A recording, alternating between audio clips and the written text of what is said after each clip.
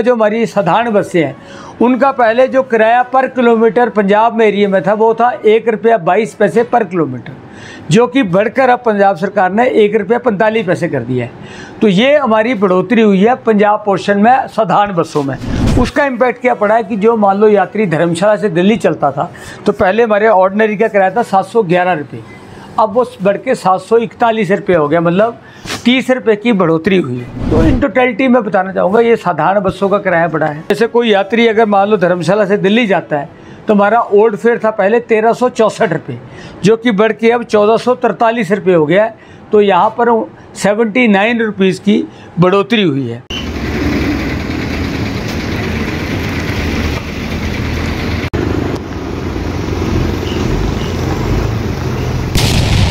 Sir, जानना चाहेंगे HRTC ने किराया बढ़ाया है, किन रूटों का ये किराया बढ़ा है और क्या पूरी अपडेट है, जानकारी साझा करें। देखिए, मैं आपको बताना चाहूँगा पहले तो कि जो हमारी स्टेज कैरिज बसेस होती हैं उनका किराया कैसे बनता है, क्योंकि ऑब्वियसली आपका क्वेश्चन है कि किराया बढ़ा है।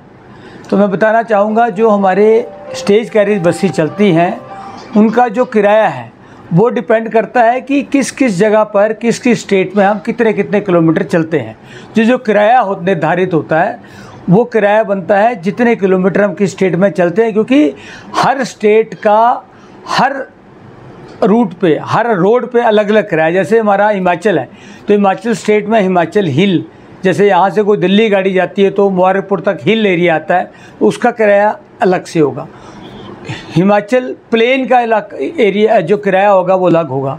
उसके आगे जब महतपुर हम क्रॉस कर लेंगे उसमें जो पंजाब पोर्शन होगा तो जितने किलोमीटर हम पंजाब पोर्शन में चलेंगे वहाँ का किराया उस स्टेट के हिसाब से होगा।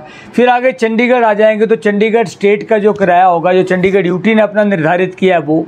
उसके बाद अगर हमारे पास जो गाड़ी हमारे हरियाणा चल पड़ेगी तो हरियाणा में पर किलोमीटर किराया है वो अलग अलग से है, दिल्ली का अपना है।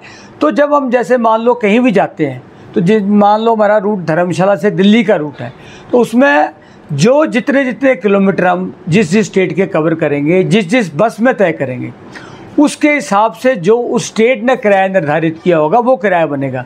जैसे मैं बताना चाहूँगा जो हमारी ऑर्डिनरी बसें हैं उनका किराया हर स्टेट ने अपना निर्धारित किया है। तो हम जब कैलकुलेट करते हैं कि हमारी ऑर्डिनरी बस है वो कितने किलोमीटर किस किस स्टेट में चल रही है उसके हिसाब से किराया बनेगा।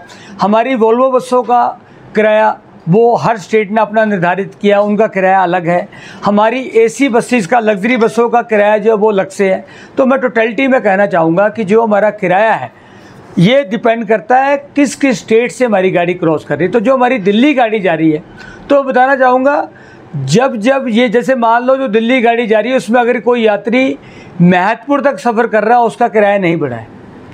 किराया किसका बढ़ा, जैसे मान लो किसी आदमी ने कीरतपुर उतरना है तो अब क्या है, महतपुर के बाद जब पंजाब एरिया तो महतपुर से लेके कीरतपुर तक जो पंजाब एरिया होगा तो मैं बताना चाहूँगा जो हमारी साधारण बसें हैं उनका पहले जो किराया पर किलोमीटर पंजाब में एरिया में था वो था 1 रुपया 22 पैसे पर किलोमीटर, जो कि बढ़कर अब पंजाब सरकार ने 1 रुपया 45 पैसे कर दिया है। तो ये हमारी बढ़ोतरी हुई है पंजाब पोर्शन में साधारण बसों में।